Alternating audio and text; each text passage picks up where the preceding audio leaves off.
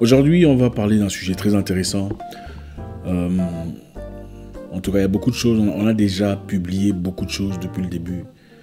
Beaucoup de choses. Mais je pense qu'il y a des éléments qui doivent rentrer de temps en temps. Parce que c'est important. Il y a des éléments qui doivent rentrer de temps en temps. Parce que c'est important. Aujourd'hui, on va parler d'un sujet intéressant, comme je disais. Vous savez, dans la vie, les gens ont généralement tendance à se retirer à partir du moment où ils se sentent rejetés ou ne reçoivent pas de réponse. Vous savez de quoi je parle? Vous écrivez à quelqu'un, par exemple, quels qu'en soient les moyens, la plateforme, vous envoyez un mail à quelqu'un et il ne répond pas après un temps. Qu'est-ce que vous faites? La plupart se disent, bon, voilà, il a vu mon mail, il n'a pas répondu, bon, voilà, je passe à autre chose. N'est-ce pas? Vous envoyez un message à quelqu'un, quelque part ailleurs, sur les réseaux sociaux, on ne vous répond pas. Vous vous dites, bon voilà, on ne m'a pas répondu, je laisse tomber. Il faut comprendre une chose. Dans la vie, quand vous cherchez, c'est vous qui avez besoin de quelque chose. Il ne faut jamais prétendre savoir ce qui n'est pas censé avoir de la prétention ou de l'orgueil ou un peu trop d'estime de soi. La raison pour laquelle la plupart des gens se disent, bon, on ne m'a pas répondu, je ne vais pas continuer. C'est l'excès d'estime de soi, si pas l'orgueil. Écoutez, quand on n'a pas, on ferme sa bouche, on ferme ses émotions et on attend. Et quelquefois, on insiste, gentiment, dans la politesse. On ne dit pas, bon, écoute, de toute façon, je ne vais pas courir après toi, et puis tout. Non. C'est le genre de réflexion de ceux qui ont des successions d'échecs, d'échecs, d'échecs. Quand c'est vous qui avez besoin de quelqu'un de plus grand, de plus fort, de plus saillant, de plus imposant, on se diminue dans la vie. Écoutez, la vie ne vous donnera jamais les choses telles que vous les voulez. Je comprends. Tout le monde mérite de l'estime de soi, de la considération et le respect. C'est vrai. Mais quand vous êtes le faible ou la partie faible dans une négociation, dans une situation, dans une proposition, on reste extrêmement humble. Il m'est arrivé une fois, il y a très longtemps, quand on luttait, on crapahutait dans les terrains les plus inhospitaliers de la vie. J'envoyais beaucoup de mails, cherchant à trouver certaines opportunités. J'envoyais des mails réguliers, journaliers, en tout cas à plusieurs personnes différentes. Email ici, email là-bas, la France, la Belgique, l'Espagne, l'Italie, le Canada, l'Australie, le Japon. On ne me répondait pas. On ne me répondait pas. Après, je commençais à peaufiner mon mail. Je dis peut-être que je n'écris pas bien. Je vais améliorer. Je vais améliorer le style. Je vais chercher des références et je verrai ce que je pourrais faire. J'ai bombardé des mails. J'ai envoyé des mails. J'ai envoyé des mails. On ne me répondait pas. Ensuite, je me suis dit, pourquoi ne pas réessayer les gens que j'ai contactés plus tôt? Pourtant, ils m'ont dit clairement, non, désolé. Certains ne m'ont même pas répondu. Curieusement, après l'avoir fait, quelques jours plus tard, une personne que j'avais contactée bien avant, dès le départ, une personne qui clairement n'était pas intéressée, m'a répondu disant, bonjour Zach, comment allez-vous? Oui, on a bien reçu votre mail le précédent, je crois que celui-ci est le 3e. Beaucoup de choses ont changé depuis la première occasion. Est-ce que vous voulez bien nous avancer d'autres documents dont nous avons besoin? Et cela a ouvert une grande porte. Ça a été un tremplin inoubliable de ma vie à cette époque-là. La vie n'a pas de formule exacte, mes frères. Quand vous écrivez à une personne, on ne vous répond pas. Ça ne veut pas dire qu'on fait semblant de ne pas vous voir. Quand vous écrivez à une personne, on ne vous répond pas, ce n'est pas une réponse. L'absence de réponse n'est pas une réponse. Je répète, l'absence de réponse n'est pas une réponse. Contrairement à ce qu'on vous raconte sur les réseaux sociaux. Si on ne te répond pas, tu écris à quelqu'un et il ne te répond pas, ça veut dire qu'il t'est... Non. L'absence de réponse n'est qu'une réponse dans les mondes des orgueilleux. Vous avez saisi ça? L'absence de réponse est une réponse dans les mondes des prétentieux. Parce qu'un prétentieux n'aime pas faire rencontre à un autre prétentieux. On le sait. La plupart des gens qui traitent les autres d'orgueilleux, des prétentieux, sont eux-mêmes les plus orgueilleux du monde. C'est ça la réalité. Le voleur n'aime pas être volé. Quand tu sais que quand toi on t'écrit, tu ne réponds pas, ça veut dire que c'est un non. Tu as l'impression que tout le monde, quand on ne répond pas, c'est un non. Les gens sont trop occupés dans leur vie. Quelquefois, ils ont des problèmes personnels, des situations à régler, des montagnes à surmonter. Ils n'ont pas le temps de vous répondre. Il y a des fois des gens voient votre mail, voient votre message, pensent avoir répondu, mais ont peut-être oublié.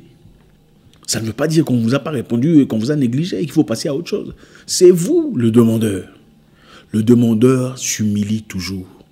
En tout cas, se place plus ou moins à un niveau plus bas que celui à qui on demande.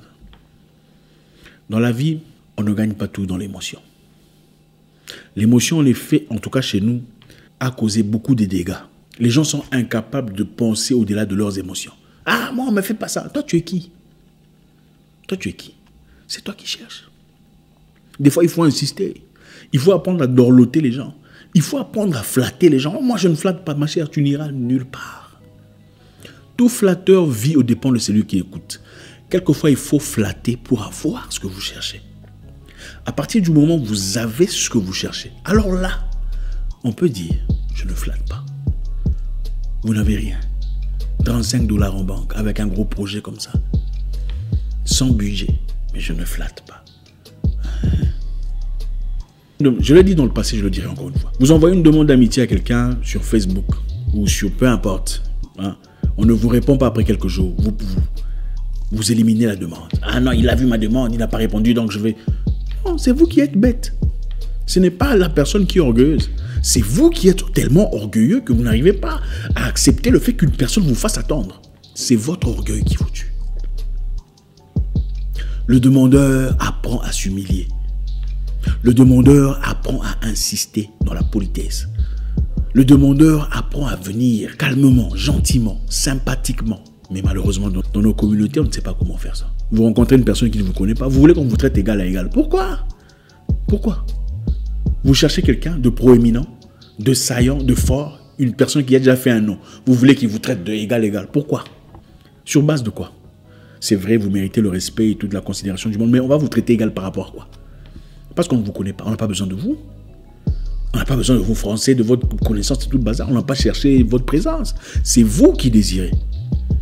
C'est à vous de vous humilier. Bonjour monsieur, même si vous êtes plus vieux. Ben, non, il ne faut pas tutoyer les gens comme vous avez besoin d'eux. Et surtout si vous ne savez pas comment ils réfléchissent. C'est impoli. Vous vous dirigez vers une personne cherchant une opportunité. Une personne, même si vous êtes plus âgé. On ne tutoie pas les gens parce qu'on est plus âgé. Vous ne connaissez pas sa façon de réfléchir. Placez-vous à votre place. Bonjour monsieur, comment allez-vous? C'est un réel plaisir de vous rencontrer. J'aurais souhaité vous parler. C'est comme ça qu'on fait. Tout flatteur vit aux dépens de celui qui l'écoute. Écoutez, le problème c'est quoi? Les Africains pensent que la flatterie est mauvaise. Hein? La flatterie c'est un péché. En fait, on a diabolisé la flatterie. Mais les gens ne comprennent pas que dans la vie, il faut être stratège. Les stratèges sont plus forts que les intelligents. Les sages sont plus forts que les stratèges. Les stratèges sont plus forts que les intelligents et les sages sont plus forts que les stratèges. Il faut savoir quand est-ce qu'il faut éteindre ses émotions et devenir stratège. Je vais flatter pour obtenir ce que je veux. Ensuite, je pourrais avancer. Le corbeau et les renards. Qui connaît cette histoire? Le renard a flatté le corbeau qui était sur l'arbre perché avec son fromage. Qu'est-ce que tu es beau! Je voudrais entendre ta voix. Le corbeau a lâché le fromage. Nous, c'est toujours basé sur ces émotions. On ne m'a pas répondu. Je l'ai écrit, il ne répond pas. Toi, tu es qui pour qu'on te réponde? Écris encore, bonjour. Comment ça va? Il y a une personne, en fait, qui m'a écrit. Une personne avec qui je parlais très récemment. Quand j'ai regardé dans les messages, cette personne a commencé à m'écrire depuis 2016. C'est en 2020 que j'ai répondu. Et c'est à peine que nous avons travaillé en partenariat avec son entreprise, sa petite entreprise, pour un financement consistant pendant une période de 18 mois. Cette personne a commencé à nous contacter depuis 2016. C'est à peine qu'on vient de libérer quelque chose en forme de financement pour leur projet. Réfléchissez un peu. Ça fait combien d'années? Le problème, c'est l'orgueil. Les gens sont trop orgueilleux pour voir au-delà de ce qui se passe. Il faut savoir insister dans la vie. Comme vous courez après une femme qui semble ne pas vouloir vos avances, c'est comme ça qu'on court après les gens. Quand on a besoin des gens, même si vous êtes fort, même si vous avez 100 000 followers, 100 000 followers n'est pas égal à 100 000 $. Détrompez-vous. Il y a des gens qui ont 5 000 followers, mais qui ont un gros compte bancaire. Vous, avec vos 100 000 followers, vous avez 35 $ en banque. 100 000 followers ne vous donnent pas le pouvoir de marchander. Absolument pas. Surtout pas si ça ne vous fait pas gagner de l'argent consistant au niveau de celui avec qui vous voulez négocier. Il faut savoir être humble. Bonjour, cher monsieur. Comment allez-vous? Ah, j'espère que vous allez bien. Vous attirez son attention. Il se dit, ah, c'est qui cette personne aussi gentille et polie? Ah, les gens polis et gentils sont très rares. Vous attirez l'attention d'une personne. Ce n'est pas en l'insultant ou en le défiant ou en le montrant que vous pouvez faire mieux que lui. Ça ne marche pas, ça. En fait, ici, ce n'est pas comme ça. Ces histoires-là ne marchent pas. Parce que la plupart des gens forts ont un bon dose d'orgueil aussi. Mais dites par contre, ça c'est génial, c'est vraiment beau. Mais par contre, si vous faisiez ça comme ça, je pense que ce serait mieux. Vous attirez son attention. Il faut savoir marchander avec les gens. Comme je l'ai dit précédemment, les relations humaines sont beaucoup plus importantes que vos qualifications de l'école. Parce que vos qualifications de l'école ne peuvent que vous placer dans une situation, mais ne peuvent pas vous garder dans les situations. Pourtant, savoir gérer les humains peuvent vous sortir d'une position de sentinelle à une position de directeur ou de secrétaire général. Savoir comment parler aux gens. Ne faites-vous pas attention aux meilleurs travailleurs, aux meilleurs agents de votre entreprise. Ah, celui-là, il est toujours génial avec tout le monde. Il sait comment parler aux gens. Vous envoyez un mail, on ne vous répond pas, insistez gentiment. Attendez un moment. N'en faites pas de trop, sinon vous serez comme un démon. Non, attendez un peu. Envoyez encore un mail. Bonjour, comment ça va? Je vous ai écrit récemment. J'estime que vous êtes très occupé. Je suis sincèrement désolé d'insister. Au fait, mon nom est ceci et c'est là. La raison pour laquelle je vous... C'est comme ça qu'on fait. On va vous lire. Et éventuellement, quelque chose pourrait se passer. Quand vous avez à votre portée quelqu'un d'influent et vous voulez attirer son attention, vous likez ses photos. Vous le faites fréquemment. Vous ne vous dites pas, oh non, qu'est-ce qu'il va croire, tout ça, il va se prendre la tête. Non, il faut liker ses photos. Ah non, moi je ne peux pas. Vous êtes qui? C'est vous qui avez besoin de lui, pas le contraire. Ah, moi, je l'ai suivi, je like ces histoires, lui, il like pas. Mais t'es liké, toi, pourquoi? Toi, tu es qui? Je comprends, tu es quelqu'un. Mais il y a des circonstances où il faut savoir s'humilier. C'est ça le grand problème chez nous, les Noirs. On ne sait pas comment s'humilier. Même quand vous rencontrez une personne qui vous impressionne, vous avez du mal à reconnaître que monsieur, vous m'impressionnez. Juste ça, ça vous dérange. Mais on veut évoluer dans la vie. L'évolution a des formules. Il n'y a pas de formule exacte, mais il y a des formules qui vous poussent à aller de l'avant. Il faut avoir le courage, liker, commenter. Faites-les fréquemment. Et vous vous faites remarquer. On vous remarque. Avec le temps, on commence à vous remarquer. Parce que le propriétaire, même si le compte est géré par des administrateurs, il arrive un moment ou un autre où lui-même jette un coup d'œil. Et quand il y a un message percutant, un message sympa, un message poli, ce sont les messages les plus remarqués. Il faut avoir le courage de s'humilier. Bon, j'ai un objectif. Mon objectif n'est pas de faire... Non, ça ne fait pas de vous un groupie ou une groupie, je ne sais pas comment vous dites ça, ou un monsieur qui a perdu la tête. Quand vous avez un objectif de vie, rien ne vous empêche à obtenir ce que vous cherchez. Si vous associez vos émotions, vous resterez dans le realm des émotions. La vie appartient aux vaillants, aux braves, ceux qui ont le courage de mettre de côté leurs émotions, leurs petits sentiments. Lui, comme il ne me répond pas, je vais l'unfollow. D'accord, tu as unfollow ta propre destinée, ta propre direction. Pourquoi tu vas unfollow une personne qui va t'aider, qui pourrait t'aider en 3 mois à accomplir quelque chose que tu accompliras seul en 5 ans? Il faut être humble dans la vie. Écrivez, écrivez encore, insistez, humiliez-vous, simplifiez votre situation. En fin de compte, on vous répondra. Il y a des situations, il faut faire preuve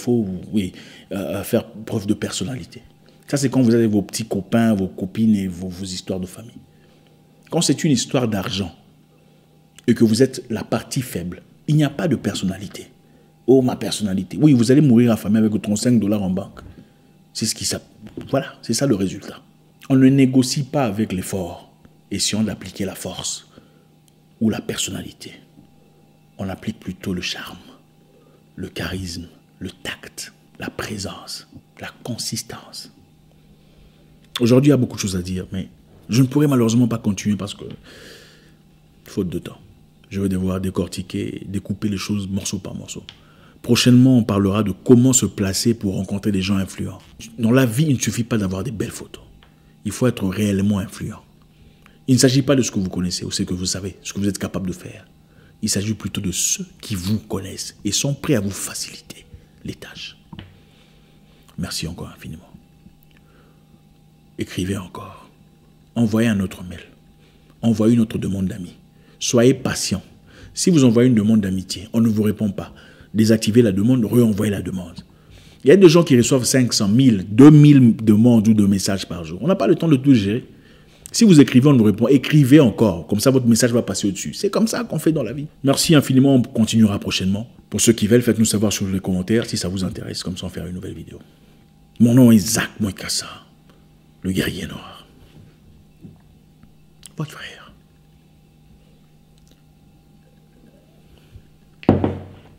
God bless.